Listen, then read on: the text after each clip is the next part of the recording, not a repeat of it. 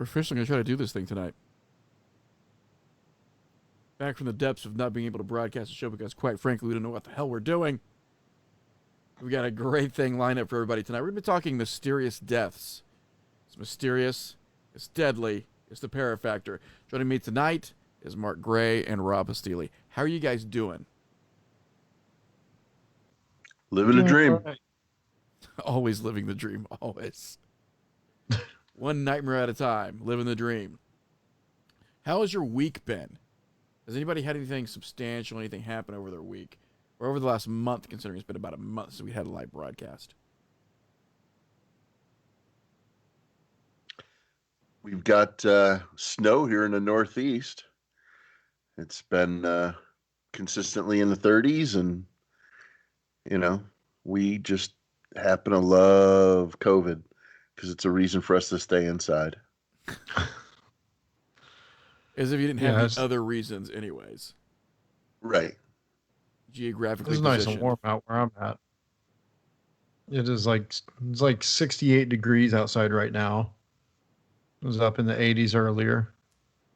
It's actually not too bad here in rural Illinois. Rob was just telling me I'm number one. No, I was saying fuck you. Oh. It was the other finger. It was this finger. Oh.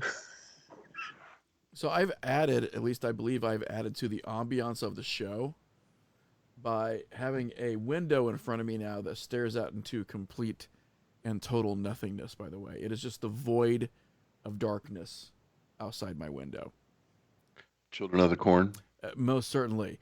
In fact, if the corn had not already been harvested, my house is sort of entombed by 3 extremely large cornfields, and then we would be overlooking a 4th across the street. Even though I say across the street, it's really about like a 5-mile driveway. We're calling it a street because we want to sound fancy, but really it's just a way to get to our house because it is extremely, extremely remote. But the thing that I love is that I can get outside at almost any given point of the night after about 5 p.m., and you will hear coyotes just a mere quarter of a mile from our house stalking some kinds of animals and being the wildlife. It's the blue man. Huh? I thought you were gonna say if you're one of your victims got loose and tried to call 911, you're far enough out in the middle of nowhere that you would have plenty of time to hide the body before the police actually arrived there. Oh, or just catch up with them. It's like good luck getting to the next house. Right. If you see the blue man, that's exactly. He comes for you too, Malachi. So what are your guys' thoughts before we get into mysterious deaths? First of all, I've got a personal story to relate of something very bizarre that happened on our new property here already, of course. But what I want to get everybody's thoughts on first, because we talked about this a little before we went live. What is everyone's thoughts on the monoliths? I mean, this is pretty, even if it is just a multinational, art show, this thing is pretty fantastic in my opinion. Just that we have it. Again, I'm not even really looking at the origin of it. The fact that we have this thing in our lives right now is like a little bit of magic. Yeah. It's probably just some weird art piece, but there's some random college kids are putting up. But it's something to talk about that's not COVID or politics or yeah. It's pretty friggin' cool that they're putting them in places, whoever it is, they're putting them in, kind of outside places where we don't normally would see something like that. Like it's 3.5 hours from you, Mark, but that's, 24.5 hours from me, Yeah, at least. I've actually made that drive from New Jersey to California. I think it was probably a little more than 24 hours. It's probably a good 30, 35. Oh, great. So that means I won't be driving out to see you anytime soon. I'll be on a plane when we can. That's what they have airplanes for. But eventually we'll have them again. Yeah, we'll wait for a while because if you come out, we'll go to Disneyland. Yeah. Now they said the other monoliths. There's one in Utah, Yeah, but that one got torn down by right? some weirdos. And then there was one overseas somewhere. Yeah, I think let's say a Romania or something like Was it like that. the Isle of Wight? Right, there's one in England, Mm-hmm. but then there was Romania, I think, was the other one, and they're all very similar. Yeah. And then there was a copycat one that I was reading about that was kind of hastily, junkily put together and instantly removed. Because it was a shadow of No, its other it's self. whatever it is, what if it's Heaven's Gate? What if they were right? I don't know. What if it's just one of those big LCD screens where you can try on clothes without buying them? Ooh. Or one of those new workout ones. Or that too. I mean, has No. anybody walked up to this thing with a QR code yet? Anybody? Or a dumbbell. Do you have or a just dumbbell. a 5-pound dumbbell? Or a shake weight. See, here Only you still have the shake weight. I've got two of them. One is a workout, two is a party. That was the commercial that they missed out on, by the way. Absolutely. That was the ad campaign that would definitely send the fetishists running towards their phones.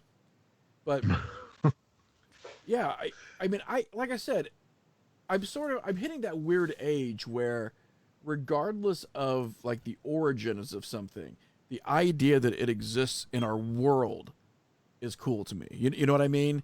Like maybe 15 years ago, I'd be horribly disappointed to find out that it was anything, other than a true, like 2001 attempt to make contact, right? I'd be like, oh, this is horrible.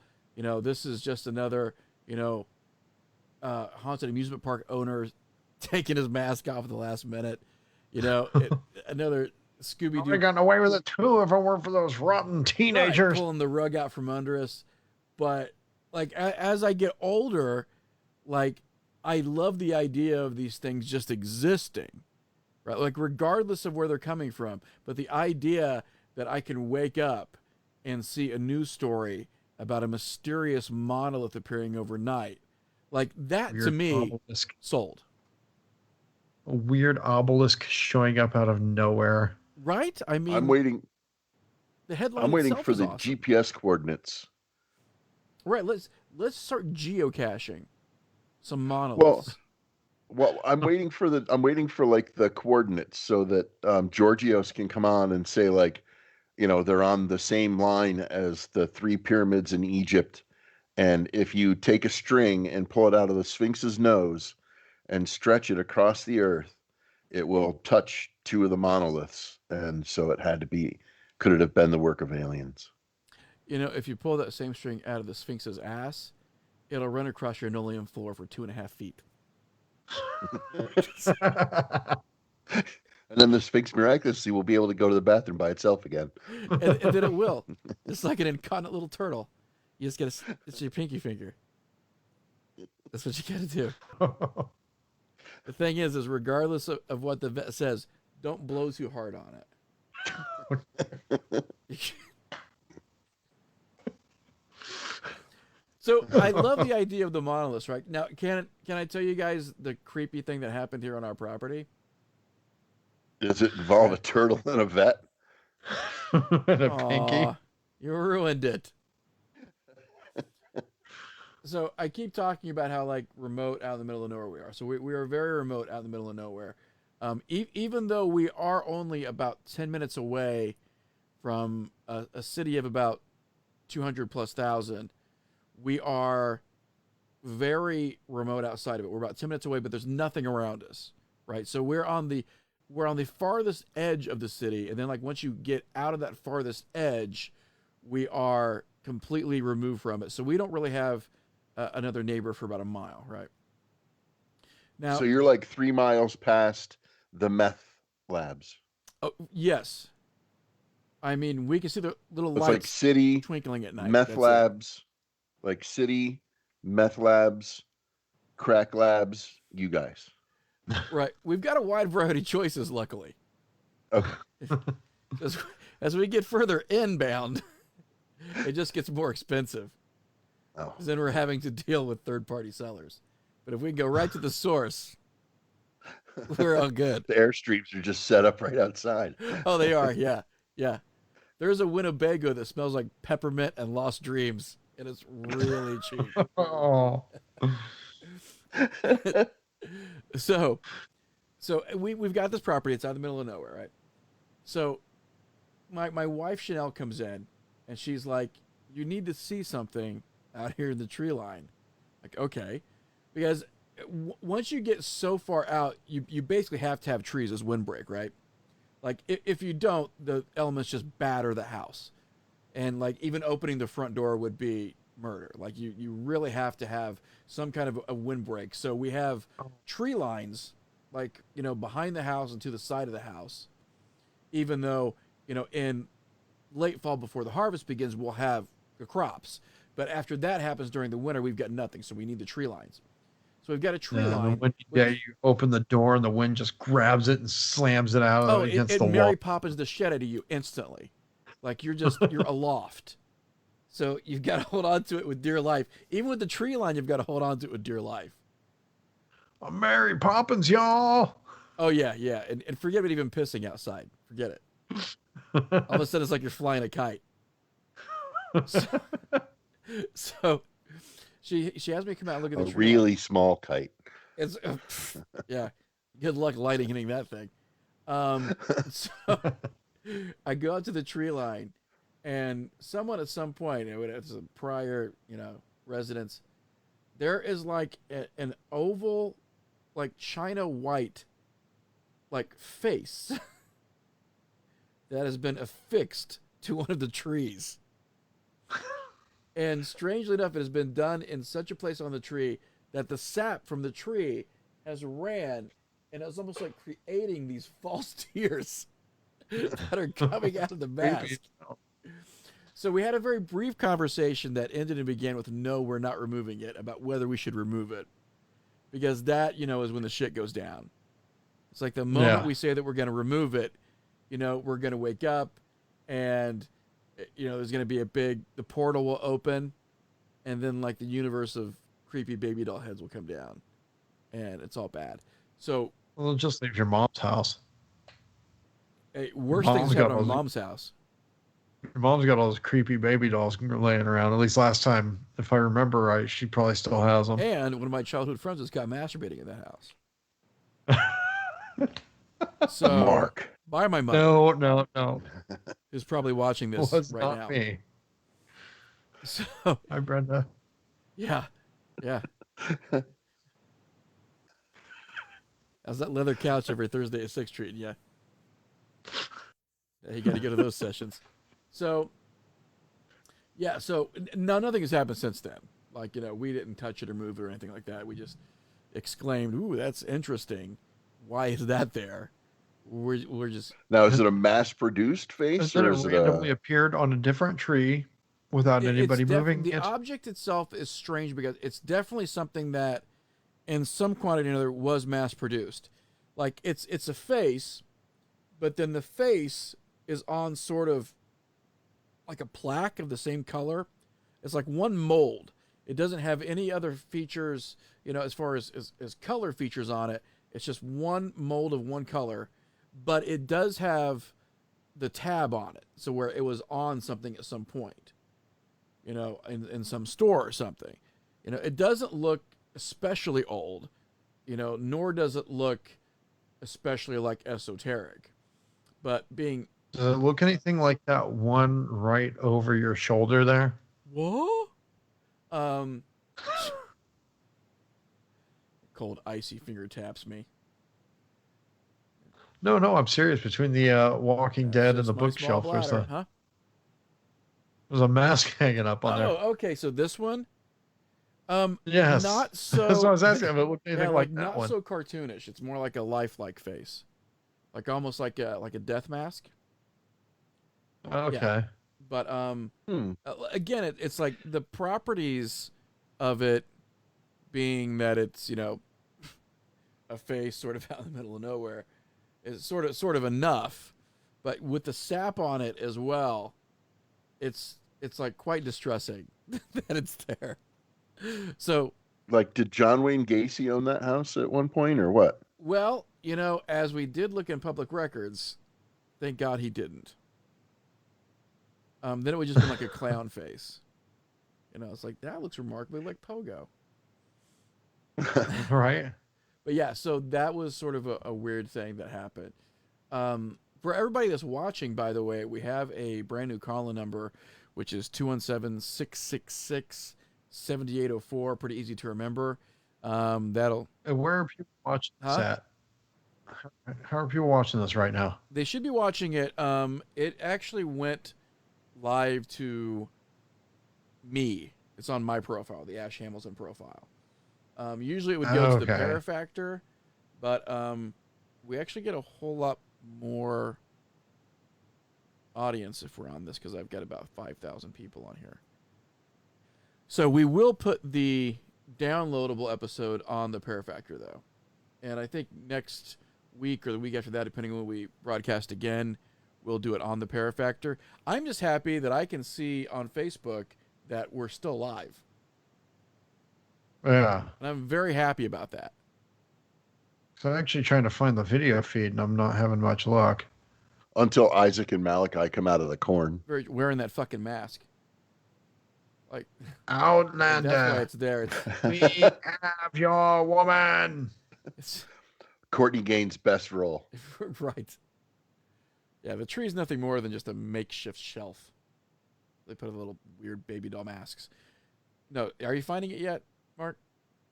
No, I'm on your page too. Really? Because I'm seeing right here, Ash Hamilton is live now. Huh. The last thing I see on Ash Hamilton's page is from the 6th, from Gary Bach. I'll go ahead and refresh it on my end and see if anything has changed. But nope, I see it right here. I say we keep going and archive it. So Sounds good to me. I want to thank Rob for bringing what I feel is a really, really interesting topic to the show for us to do tonight. Because first of all, it ended up including a story that I've followed for a while that I found to be extremely, extremely creepy. So we're dedicating tonight to mysterious deaths. And just as we did last episode, each one of us is taking a story and sort of expanding on it. Now, these are stories that, especially amongst the paranormal community, probably hold a little bit of weight. But for people who are interested in the forensic sciences, also hold some weight. And they're mysterious in the fact that there's obviously a lot of different elements here that went unexplained. So, who wants to take the first story? I almost feel like Mark should do it. Mark should do it. I think Mark goes first. So mine is not so much just a mysterious death, but more of a disappearance. It's Richie Edwards from the band Manic Street Preachers. It's a really, really interesting thing. I guess this band was like just about to blow up huge in the U.S. Like they're already doing real great over in the U.K. And then like the day before they were going to fly over to the U.S. to start their tour over here, there was going to be a huge tour. He vanished. And like the night before, him and one of the other bandmates were going to go out to some local pubs. I'm going to interrupt you. And he canceled. What style of music was it? For people who aren't familiar with it, what would you call their style of music? It's kind of like a little angrier Oasis type music almost. Yeah, it was. They were more like a industrial punk. From the stuff I remember listening to of them, because I remember the story of Richie. Yeah. Yeah, but yeah, they're still like that Britishness to them, But he was a interesting guy. It's like, I guess in the middle of an interview, he just like pulled out a knife and just started carving like the number 4 and the word real into his forearm, just in the middle of an interview randomly. And the guy had just had these weird bouts of depression, I guess, and um, he had this like I guess the night before, after all the research, there were books that came out, and there's still stuff coming out. But like I guess they found out like the night before he disappeared, he was supposed to go out with one of the bandmates, and he decided to stay in his room. And then years later, they discovered, because this happened in, I want to say it was 94. I got a set of notes here. Yeah, or no, it was February 1st, 1995.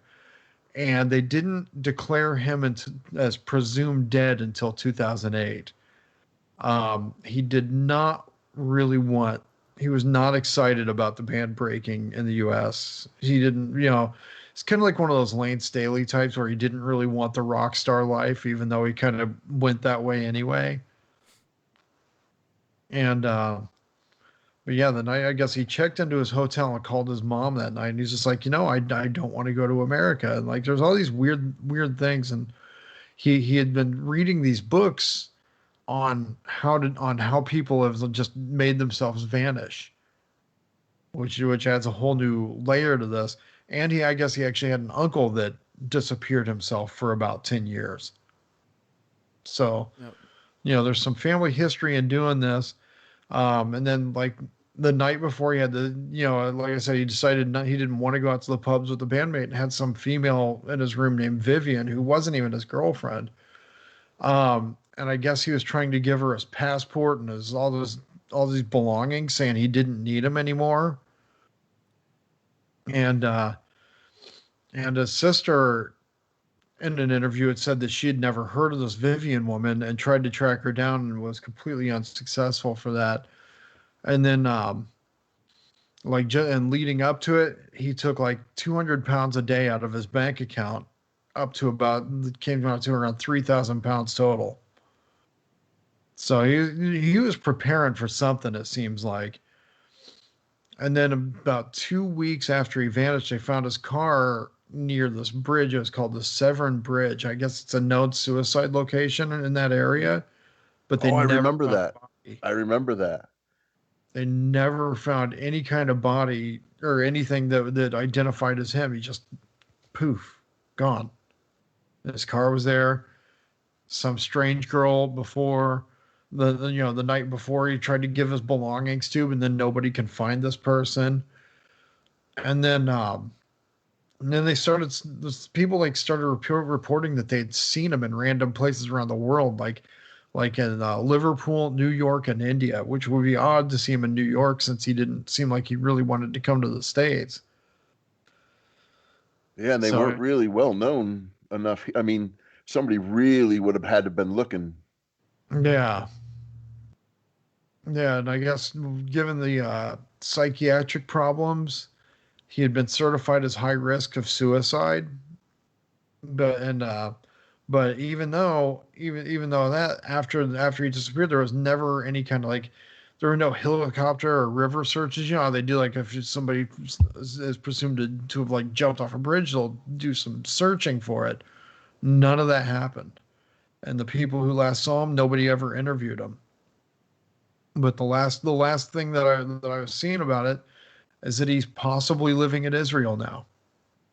Now, and again, when was the initial disappearance? What year was that? It was February 1st, 1995. Wow. And I know that they've had, like you said, there were some sightings of him, even recently, right? Yeah.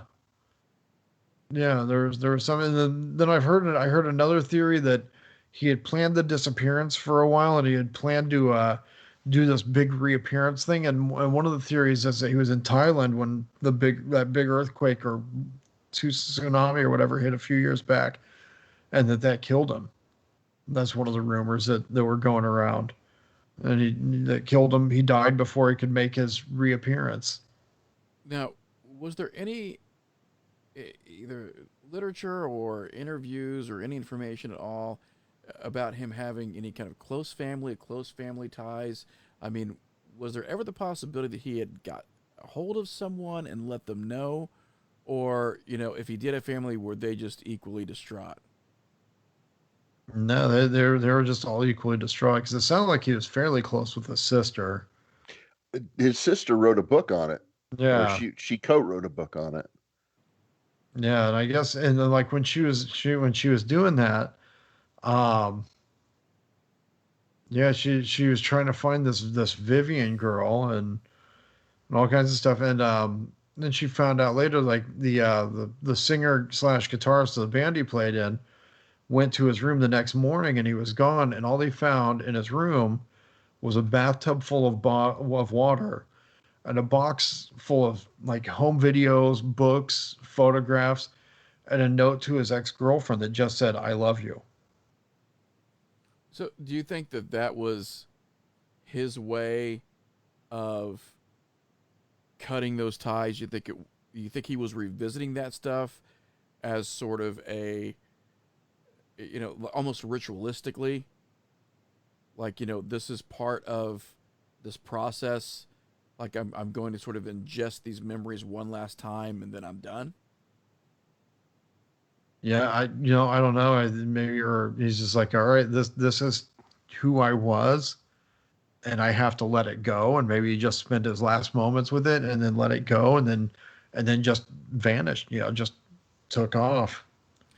It, that interests me because that hints at a very deep sadness. Yeah, Because seeing those objects, there were obviously very human attachments for this person. But regardless, Yeah. still chose to disappear. So it does make you wonder, you know, what kind of deep, deep sadness is there? I can understand, I guess, the idea of the troubled artist, you know, no, you're getting maybe more acclaim, more fame and recognition than you want, and then deciding, listen, I don't want to do this anymore. Like, I can understand that. But at the same time, I think that element of, I'm regretting what I'm going to have to do. I almost feel that from what you've talked about. Like there is I yeah, don't have a choice. And yeah, that to me seems very bizarre. Yeah, like having listened to the band and having, kind of known a little bit about them, um, I kind of, listening to what, you found and all that stuff, Mark, when you were researching is, and you mentioned Lane Staley and what that kind of, I'm wondering if maybe like it got to the point where the record company was telling him, hey, we have to go this direction. And, he was like, I haven't worked this hard to do my thing, to have you tell me what to do, yeah, if that had something to do with it. It really is. And I mean, this is an analogy that's been used so often. It's extremely cliche, but it's this double-edged sword because as artists, even when we say we don't want any kind of recognition, we are still sort of pining away for, if it's some weird acceptance from, like, our peers or from even our family.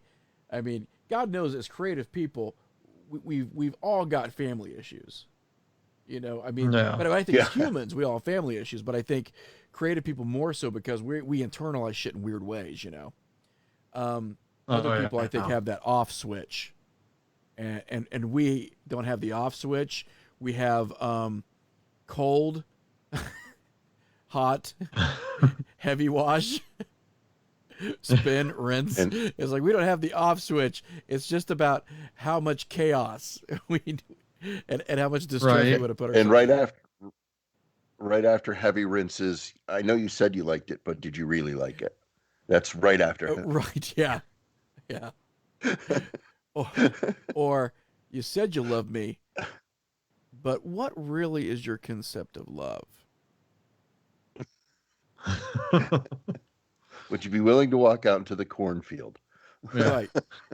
I'm going to go out there right now and confront that face. Are you coming with me?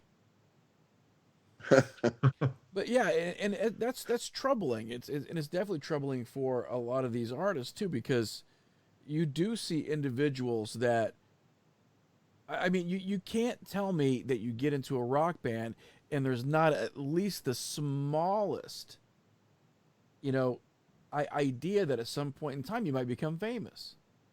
I think that Yeah. those two concepts are too synonymous. I don't think that you can think about, you know, gaining popularity or having people love your music or love your art without the idea that you might attain some kind of, celebrity status. I don't think that you can ever truly say, I want to be in a rock band and I love the fact people love my music, I'm never ever going to think of the idea of being a rock star. I think they're too synonymous. I don't think you can separate the Yeah. two.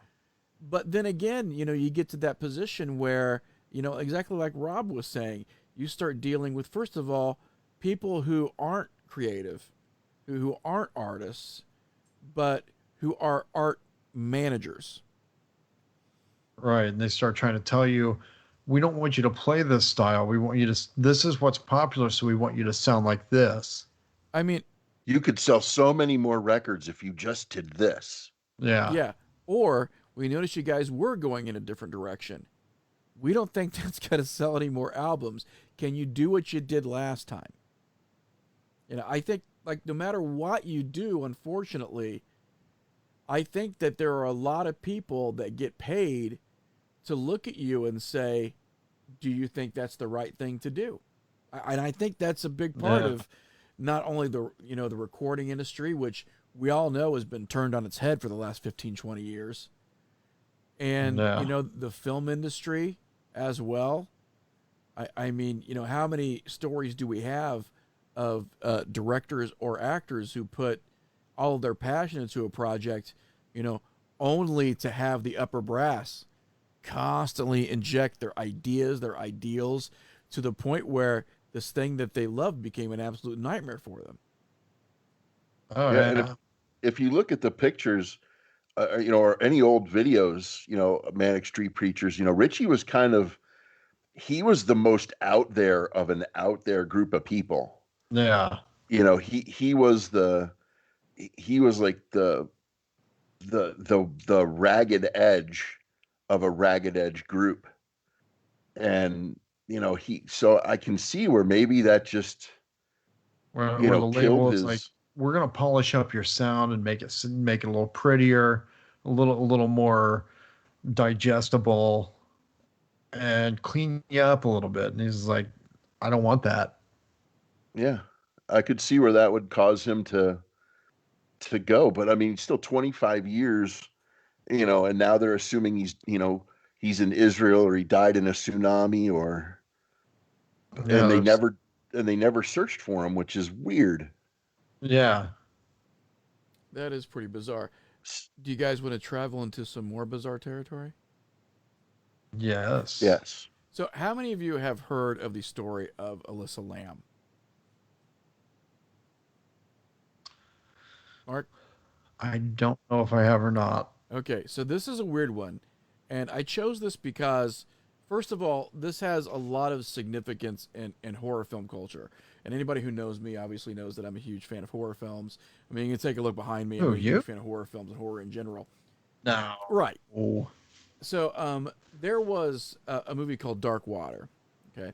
Now, it was originally a Japanese film, and then it was sort of translated into an American film.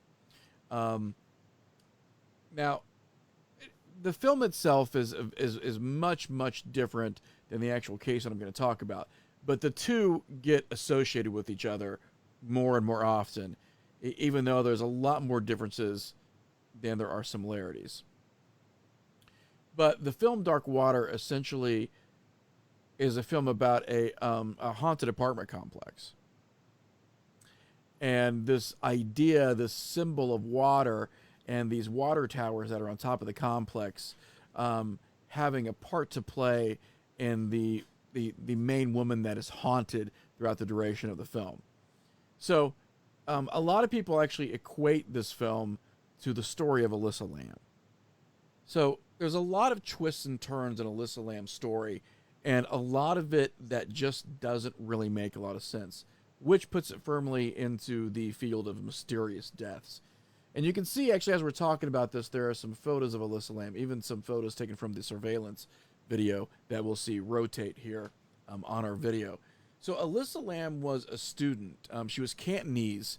Her Cantonese name was Lam Ho Yi. Now, she was a Canadian student at the University of British Columbia in Vancouver. And her parents were business owners.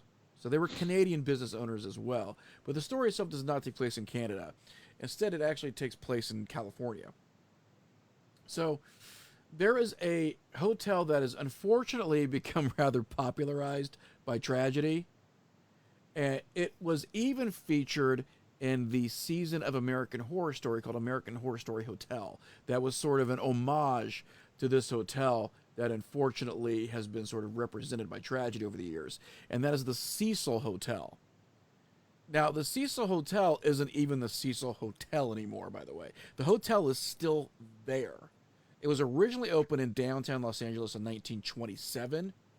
But since 1931, there have been so many rumors and actual facts surrounding suicides and violent deaths that it even changed its name to Stay on Main at one point to disassociate itself from its own past. I mean, this place, when you talk about places that have like bad juju, the Cecil Hotel has bad juju. I think I'm just going to go with Hollywood in general, because just our last episode, we did a story on the Roosevelt Hotel. It was full of hauntings and madness in LA. If you think about it, and I mean, you're in California, Mark. Yeah. If there's one place that people probably go to try to live out their dreams, only to suffer crushing disappointment, you're looking at New York or California, right? It's the altar. I mean, oh yeah, It's the altar when you get married. but that's quick. Like, this is more like a slow, lingering poison. Okay, no, now I can definitely equate the two. Anyways, the Cecil. You were there once. Oh yeah. So the Cecil Hotel not only had a history of suicides and violent deaths, it also housed two notorious serial killers. As if it wasn't bad enough. But at one point in time, let's say you met this really nice boy, Richard Ramirez, and you wanted to send good old Richard Ramirez a letter. You'd be sending it to the Cecil Hotel where he lived in the 80s. That was the guy that had the little pretty pictures on his palm. Richard Ramirez obviously was one of the most notorious. I mean, if you've got a top 10 of infamous, notorious serial killers, Richard Ramirez is always he's in the top five. Yeah, he had the Anthrax album cover, like right there. Yeah. Yeah, and then I'm the Man right below it. So Alyssa Lam was actually staying at the hotel. Now, the hotel, when we say hotel, since this is a hotel that was made in the 20s, a lot of the units in a hotel were much bigger than typical hotel units now. So it was not uncommon, especially in Hollywood in the 20s, for groups of people to rent out hotel rooms. So some of the bigger hotels that would accommodate this, such as the Cecil, the Cecil at one point in time had over 700 rooms. That's a huge, sprawling hotel. And when you see the pictures of it, I think we have one that actually rotates through here. This is a big place. And it definitely has that classic Hollywood hotel feel to it.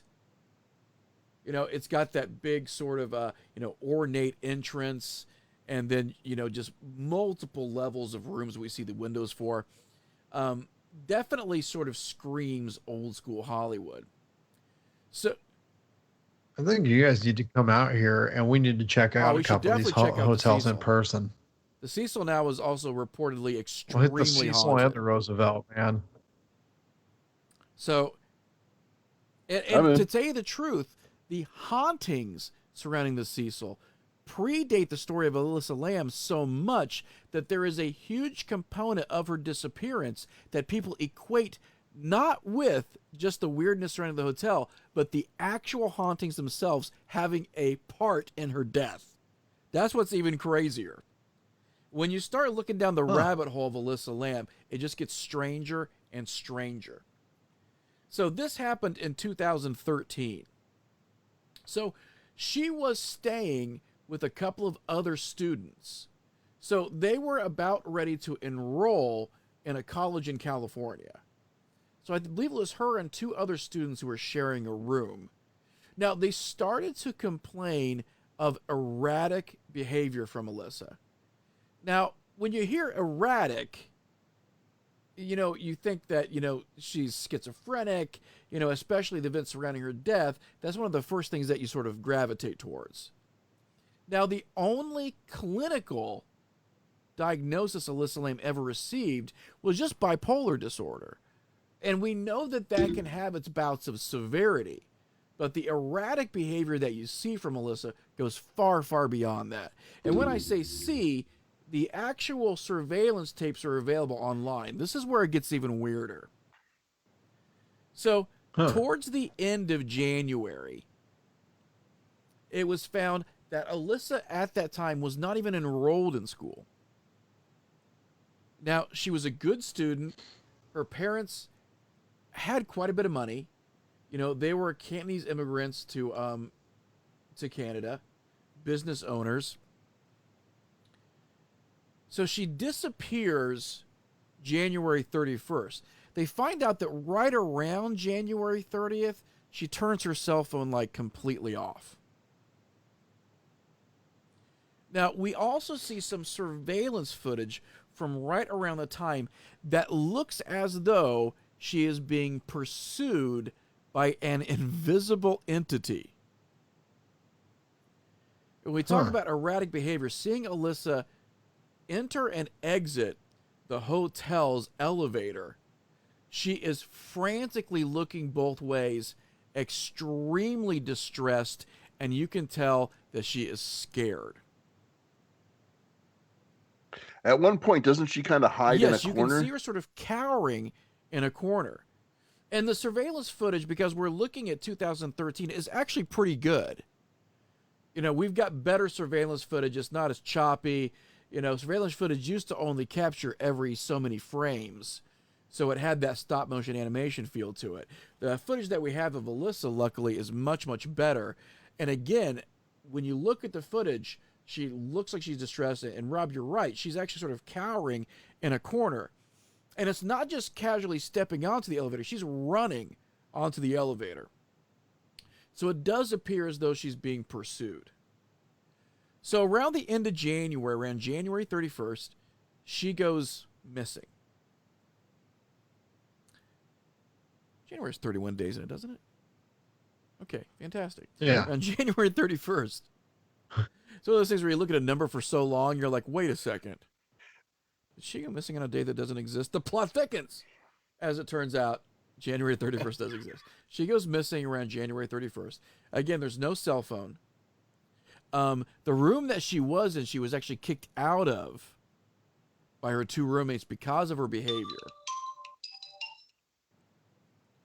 So fast forward to a couple weeks later. So now we're in early February. She has not been heard from. No one can get a hold of her on her cell phone. She's not been registered for school either, which is very strange. And this is where things get very, very dark. People in the hotel start complaining of a strange taste and a brackish tint to their water. So the water for the Cecil Hotel was actually gravity fed from water tanks on top of the roof. Now, the water had a distinct smell to it, a taste, and a tint. And as you can see from some of the photos that we're seeing, what ended up happening was that they had looked everywhere for Alyssa's body around the hotel area. After they saw the footage, they thought that there is a good chance that she did meet her end somewhere in the immediate vicinity if she was indeed deceased. But what they hadn't checked, and one of the reasons they had not checked because of the lack of access, they had not checked the water towers on top of the hotel. When they check the water towers, they see floating a mere 12 inches from the top Alyssa's face. Like just her face? Well, she's floating. So her entire body Oh, is okay. dead. She has not been dismembered. As far as they can tell, there's no signs of foul play. But again, there's more strangeness. First of all, a person who is suicidal, I can't, in my personal opinion, this is not really the way you do it. Now, also, she would have had to have climbed the ladder to get to the top of the tower and hold open the hatch as she's holding on to the ladder and then crawl in, which is not that easy. If you see pictures of her, she's a small girl. Now, is she capable of doing it? Under a lot of duress with a lot of attempts, maybe. But it is definitely not the easiest thing for her to do. And it is especially not what I would say would be the most obvious thing for her to do as well, if she was suicidal. Also, why had they not checked the water towers? One of the reasons they wouldn't is because the one access area to the towers is a place that can only be accessed by key card from a hotel employee. If she would have attempted to break into that area, the alarms, without having a key card, would have sent it immediately. They checked the logs. No alarms went off at any point in time around January 30th, around January 31st. So it begs a lot of questions. First of all, even though obviously she was diagnosed as bipolar, bipolar rarely comes with phantom persecution. Being followed. Yeah. And not only being followed, but being followed, I would have to say, by either auditory or visual hallucination, by the way she looks. She had no access to the exit that led to the water towers, or else the alarm would have sounded. And it would actually be physically difficult for her to get into the towers themselves. Now, if I remember when I mean, God, 7 years ago, it happened, but I remember, didn't they say too that the access point on the tank, like the cover weighed some ungodly amount, like it was like 100-pound cover or something like that? Extremely difficult to get into. So that's also one of the issues they had during the investigation, was that it's difficult to get into, and also it's a difficult positioning because you're actually on the ladder trying to get the hatch at the same time. So you've got first of all, you're in a very oddly positioned way to try to exert any kind of force, and you're only able to use one hand.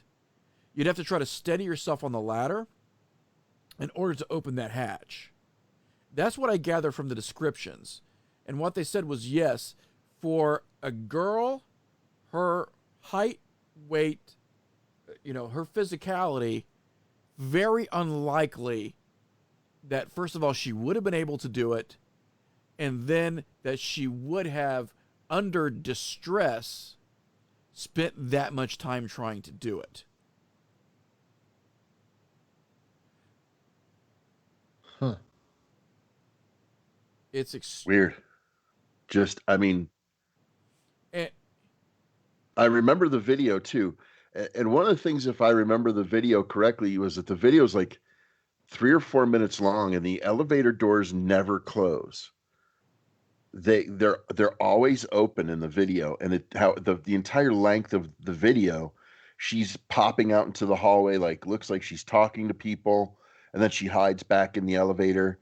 And even though she's in the elevator for like 30 or 40 seconds, the doors never that's close. another thing they said as well, is usually A person gets on an elevator. Depending on what kind of elevator it is, there's a matter of maybe 15 seconds till the doors close. The doors here weren't closing. So the video itself is strange, and the video itself lends itself to the idea that there was something unseen, at least on the surveillance footage, that Alyssa was watching, and it was distressing her to the point where she is very visibly feared for her safety. And couple that with the idea that the door should be closing and isn't. So this is where a lot of people have attached this idea of the haunting of the Cecil Hotel to Alyssa's death.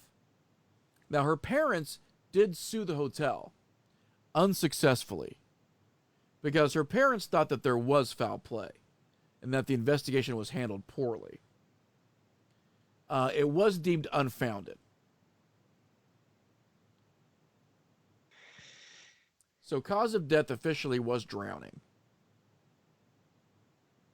But there's a lot that does not make sense, again, surrounding her intentions, her overall behavior leading up to her disappearance, and then, of course, her ability to get How into she the even tank. got there. Yeah. That's crazy. Did they rule out any kind of like involvement with the employees of the hotel? Because you said there was like a key card access to the area. Could it have been? And there was an investigation, and they talked to almost everyone because of them having surveillance footage. They were able to see if she was interacting with anyone, at least where the cameras were placed. They were able to see that area as well, which they didn't see anything. So they also said they've interviewed employees, anybody that was on shift, anybody that would have access at that time to the exit that would have led to the water towers, and nothing. Because that was one thing that Alyssa's parents pointed out, was her inability to reach the towers needing that key card. But it just extreme weirdness. And then very unfortunate on top of that, that the patrons of the Cecil were ingesting that water that contained her decomposing body. That's nasty. Yeah, I mean, that's got to be traumatic for a lot of people. You know, it wasn't just that. Yeah, what about the one dude that liked it? Like, what about the one dude that was like, hey? You know, I'm drinking dead people. Yeah. all I can say is I'm sure some late night Silk Road searches through your Tor browser might end up coming up with water jugs from Cecil Hotel. Unopened since 2013. Oh. Okay, so I'll drink to that. I think we're getting like successfully weirder with our stories tonight, but I think Rob's case is by far the absolute most, one of, in my opinion, the most bizarre cases I have ever heard of involving mysterious deaths. And wouldn't you agree, Rob? I've been fixated on it for probably 4 or 5 years now. You know, and it's I just don't understand it. But my case is from 1959 in Siberia, and it's called it's referred to commonly as the Dyatlov Pass incident, and it's the story of 10 friends that were in university in Siberia, and they were all outdoors people. And to gain certification from the university, they had to make this master level hike. And so they decided that they were going to go ahead and do this, the 10 of them together. And there's, guys, girls, varying age ranges from 19 to, I believe, 25 was the oldest. And they set off, and it's a 10-day journey to this mountain pass that they're going to. And the first couple days are on a train. They joke about, that they first of all, let me back up a little bit. Their diary was found afterwards. So they have in their own handwriting the diary of the journey notes. And on the train, they mentioned, they've been on the train so long, they sang every song they knew twice and then started singing songs they didn't know because of how long the train ride was. And one of the expeditioners actually fell ill on the train and opted not to continue and went back. And that's where the Dyatlov 9 gets their name. They are now 9 hikers cross-country skiing across the nothingness of Siberia to this pass. And it's a 10-day journey, 8 days on cross-country skis through nothing. No towns, no villages, no huts to stay in, nothing. So they get to their location, and then nothing is ever heard from them again. Roughly 2 weeks later, after there's no news from them and they haven't come back, the Russian army sends out a search team on Valentine's Day in 1959. When they get there to the spot, they find the tent cut and slashed from the inside out. The heating stove was perfectly packed away in its transfer storage unit. It had never been unopened. This is Siberia in February, and they never opened their heater to heat the tent.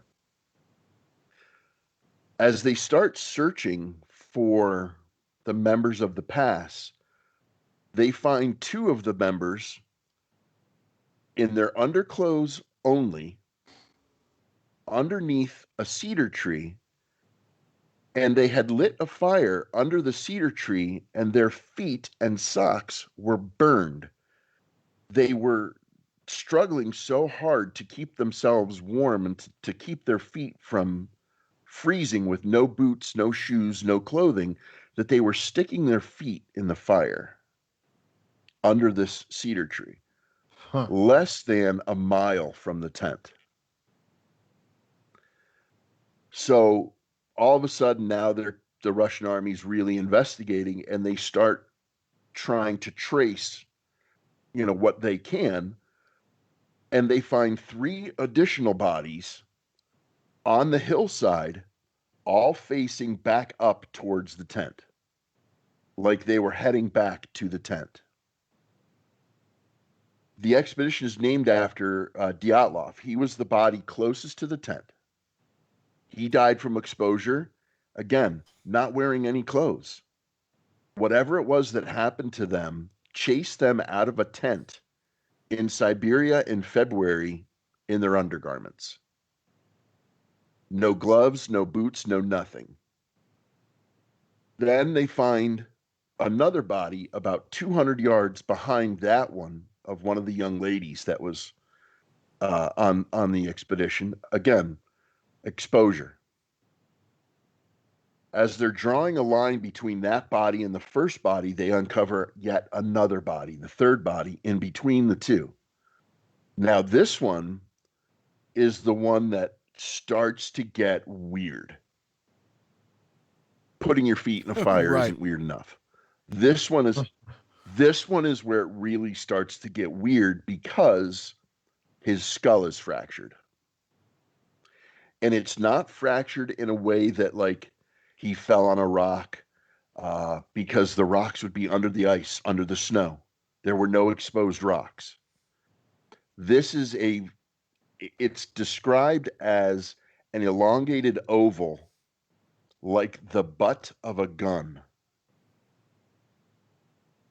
Now, none of the hikers had guns. They did not bring any weapons with them on this trek because where they were going, there's, virtually nothing to be afraid of. They're snow, cold, that's it. They continue looking, and eventually find the last 4 bodies in a creek just past the cedar tree where they found the first 2 bodies. And they're in the water. The 4 bodies are in the water under about 12 feet of ice and snow. Huh. And when they start examining the bodies, 2 of the bodies don't have eyes. One of the bodies that doesn't have eyes doesn't have a tongue. There's multiple rib fractures, multiple long bone fractures that cannot be explained by the weight of the snow. There are fractures that can be explained in smaller bones and ribs and toes and things like that, but the long bones, the heavy bones, the femurs, the humerus, can't be explained by the weight of the snow and the fracturing and how these 4 bodies got in the creek. Again, various states of undress, no winter clothing. The end of January, the beginning of February in Siberia, temperatures 35 to 40 degrees below zero at night. They never hooked up their heater. They broke out of the tent because the tent flap was found sealed. They can't come up with a reason why all 9 of them scattered all at once.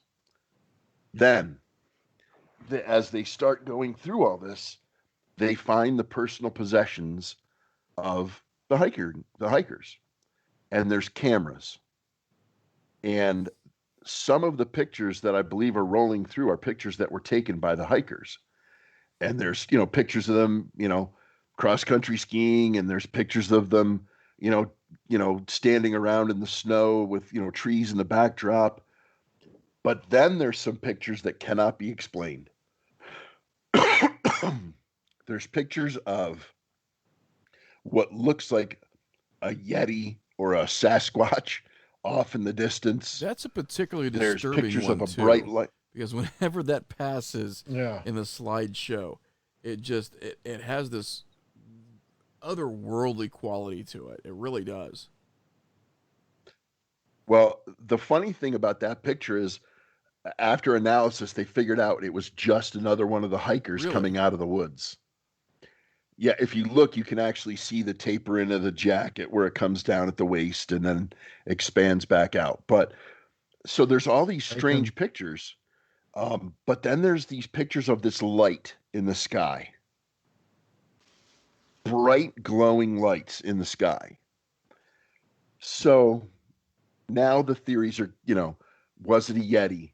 Was it aliens? Was it some kind of, test of some chemical weapon? Was the army running some sort of secret testing up there and didn't want these kids, in the middle of it?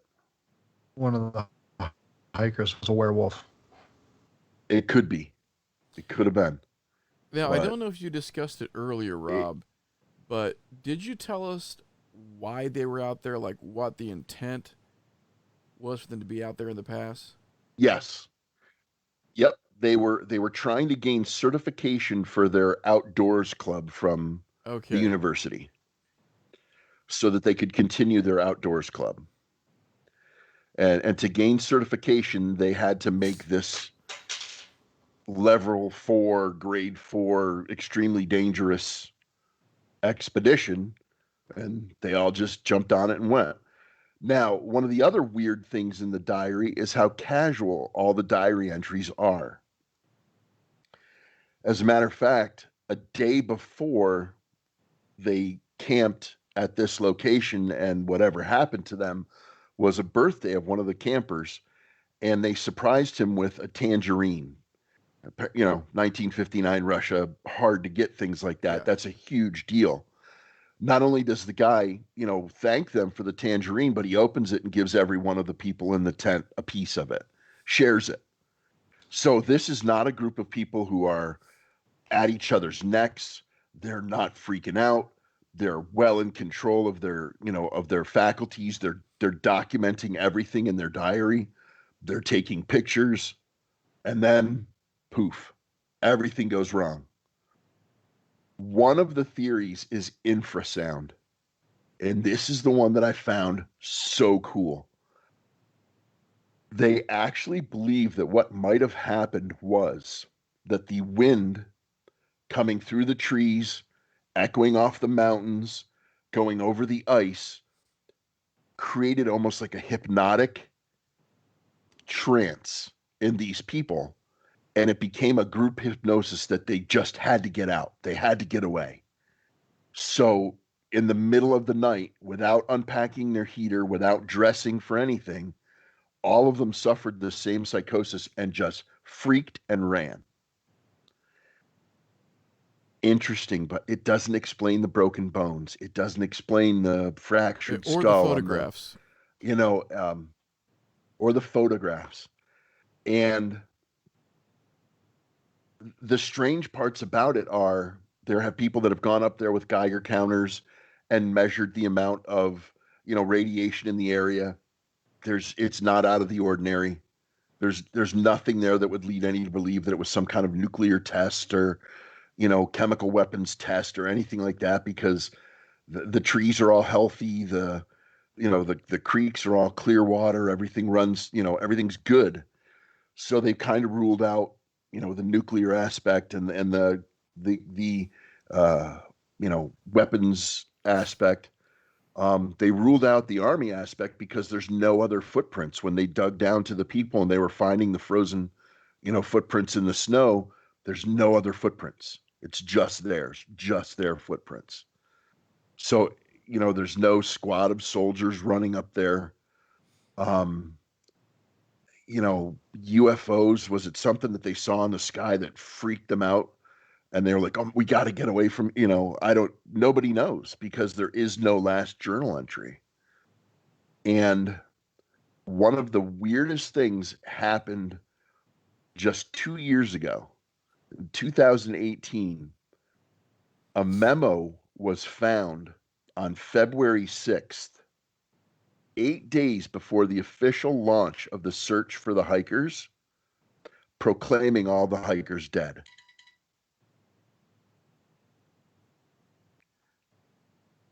Government memo says that they're all dead 8 days before they even started to search for them.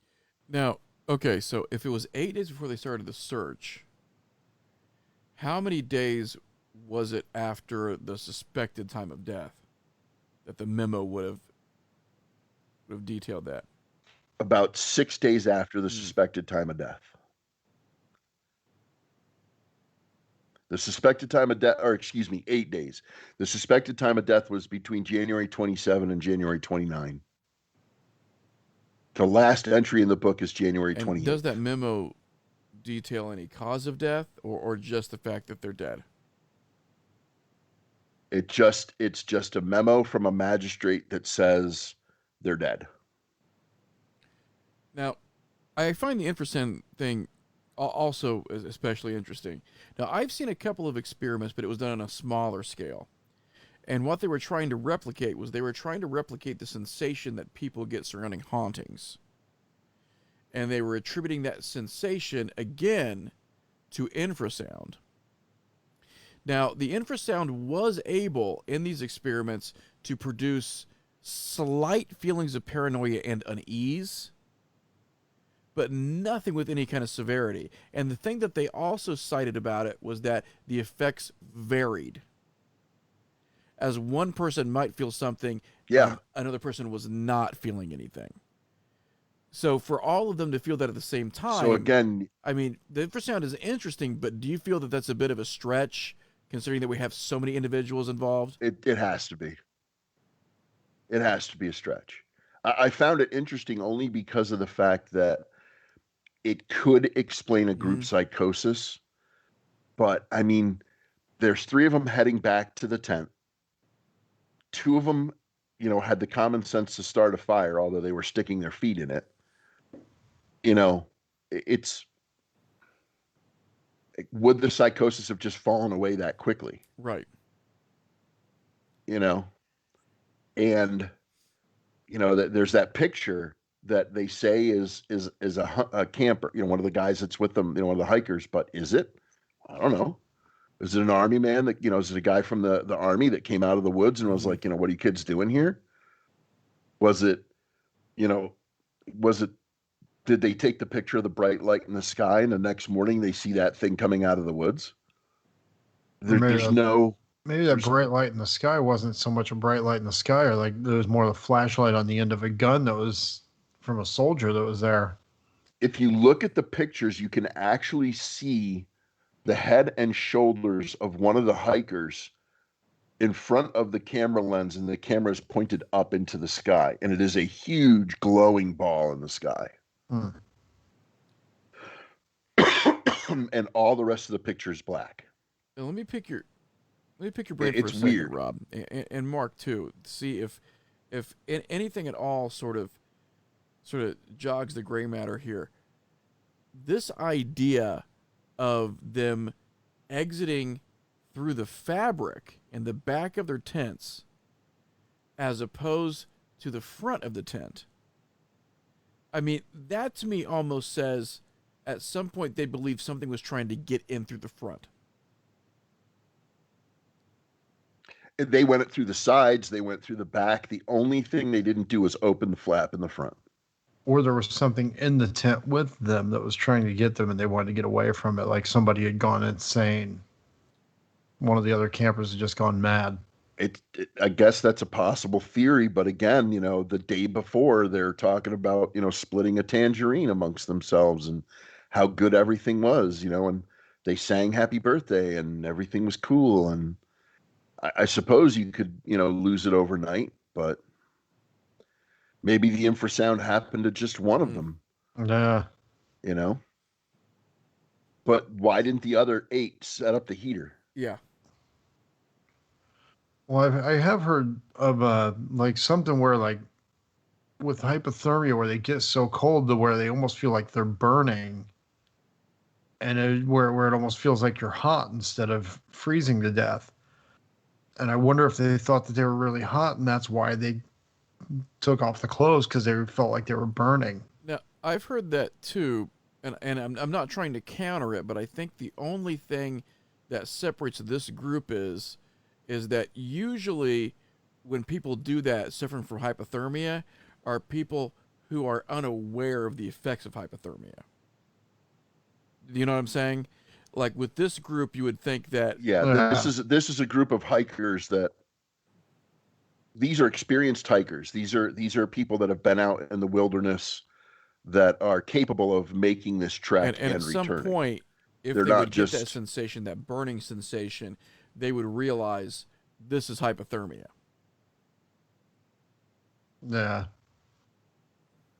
And I guess where I find the most mysterious parts is, you get this one person that says, hey, look at I've studied thousands of x-rays of skulls before, and, this fracture it's the butt of a gun.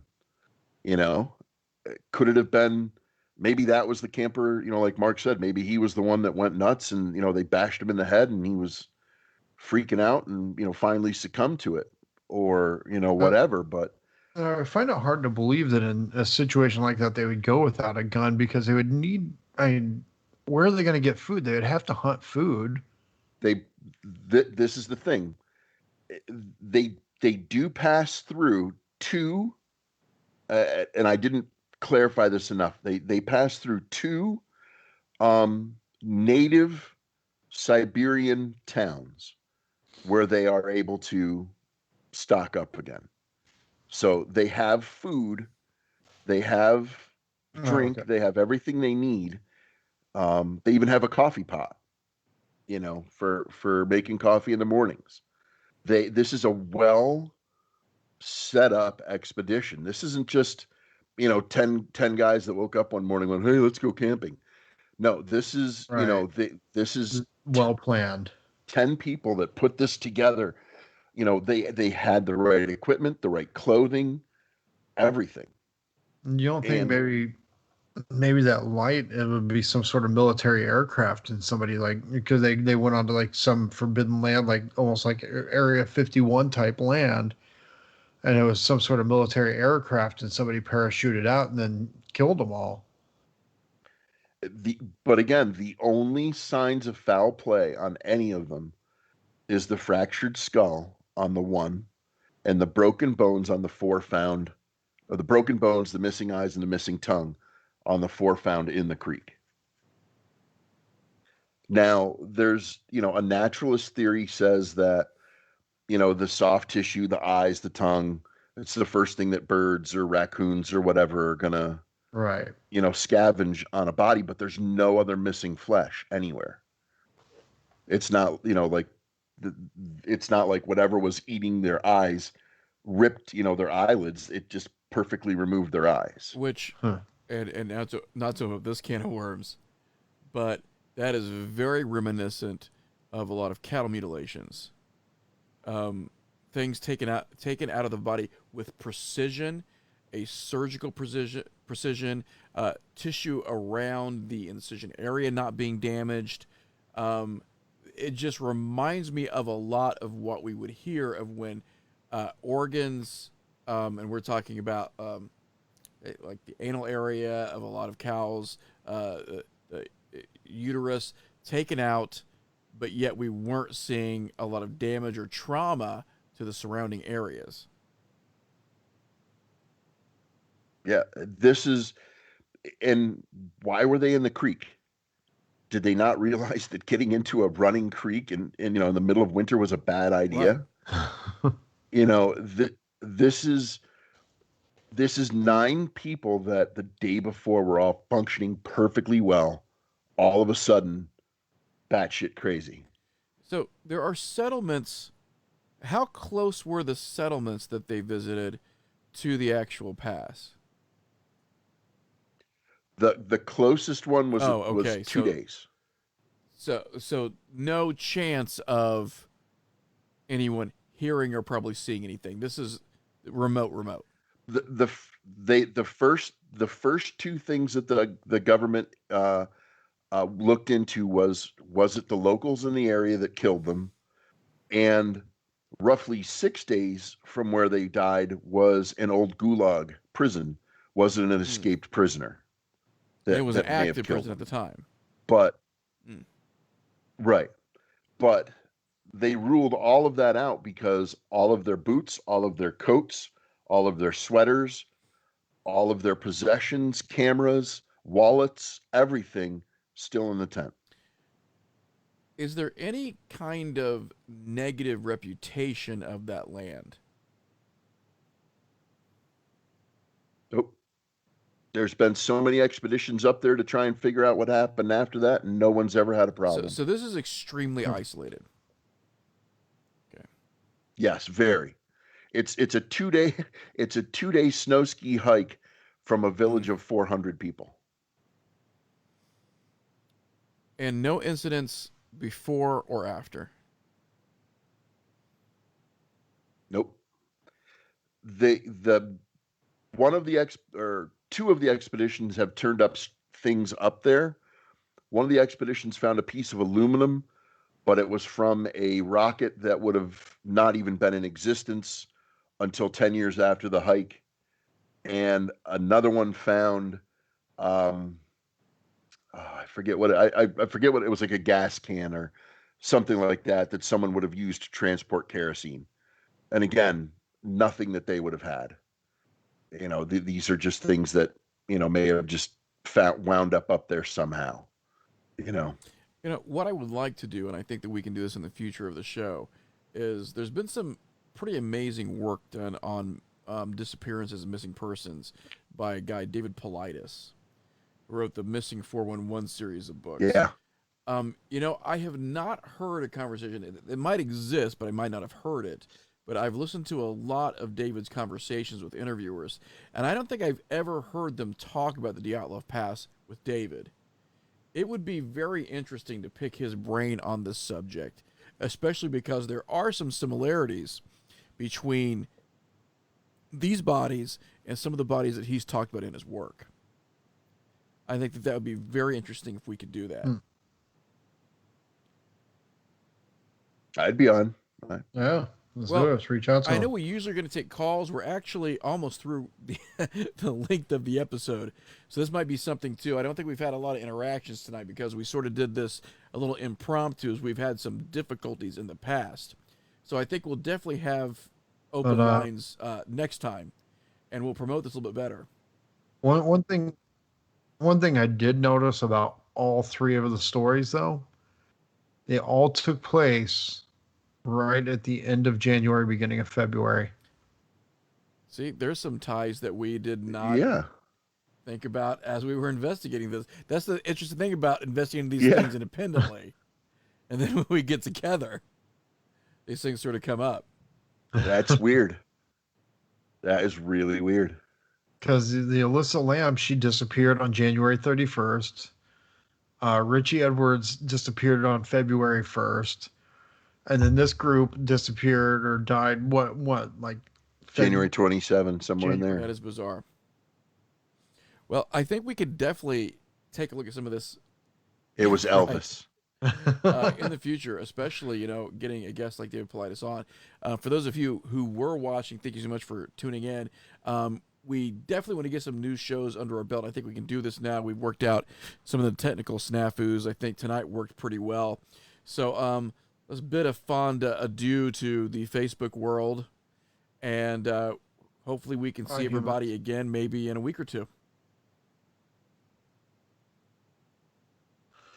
Sounds